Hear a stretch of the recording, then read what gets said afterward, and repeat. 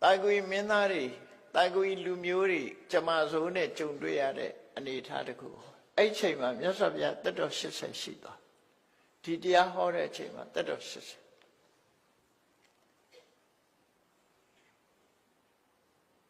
Now, him you, Kodala be in ye have Yasavia net that do.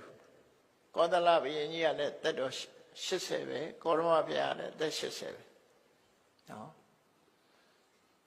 Ero Kodala Minia, that Shise Biro. No so ma.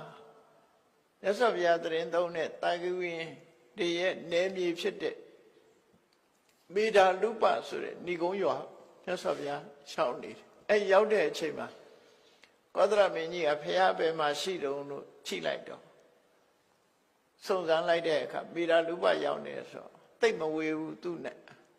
2 မျိုးတော်နဲ့သိမွေတော့အဲ့ဒီမေရာလူပတ်ထိလိုက်သွားတယ်လိုက်သွားပြီးစစ်တီဘိုးဘာတွေကိုဘေးမှာတတ်ချပြီးတော့သူ့နဲ့အဖော်တယောက်နှစ်ယောက်ပဲခေါ်တယ်ပြီးတော့သူကင်ဆွဲလာတဲ့မင်းမြောက်တစားတွေကိုလည်းပဲသူ့ရဲ့ကိုရန်တော်စစ်ပူကြီးကိုအားလုံးပေးထားခဲ့ပြီပေးလိုက်တယ်ဆိုတော့သူတို့နေရဖျားနဲ့တော်တွေ့မယ်သူတို့မလိုက်ခဲ့နဲ့ဆိုတဲ့အဓိပ္ပာယ်ကျောင်းပေါ်တက်ပြီးဖျားနဲ့စကားစမြည်ပြောတယ်ပြောမယ်ဆိုရင်အဖိုးကြီး2ယောက်နောက်ဆုံးတွေ့တဲ့သဘောပဲကောသရမင်းကြီးအိမ်မှာအာရပါရကိုတော်လဲ80ရှိပြီတပည့်တော်လဲ80ရှိပြီကိုတော်လဲကောသရတိုင်းသားပဲတပည့်တော်လဲကောသရတိုင်းသားပဲဆိုမြတ်စွာဘုရားကိုမျက်မျက်နှိုးနှိုးနဲ့တရင်တနည်းကြီးစကားပြောနေတဲ့အချိန်မှာသူမင်းမြောက်တစား5ပါးလက်ထက်အပ်လိုက်တဲ့ဒီကကာရယနာဆိုတဲ့စစ်သူကြီးကကောသရဘုရင်ကြီးပေါ်မှာအညိုတေးထားတယ်။ဘာကြောင့်ထားတော့ဆိုရင်သူ့ရဲ့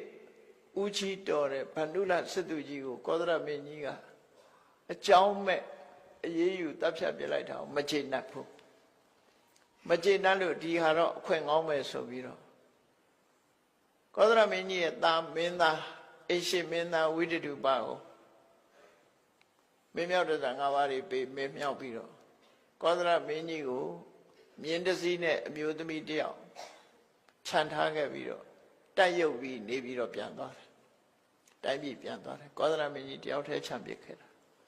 အာနာသိမ်းသွားတယ်ပေါ့နော်ထီနန်းကိုလူယူသွားတယ်အဲ့ဒါလို့ထီနန်းလူယူသွားတဲ့အခါကောသရမင်းကြီးဟာထွက်လာတော့ဘယ်သူမှမရှိဘူးမြင်းတစည်းနဲ့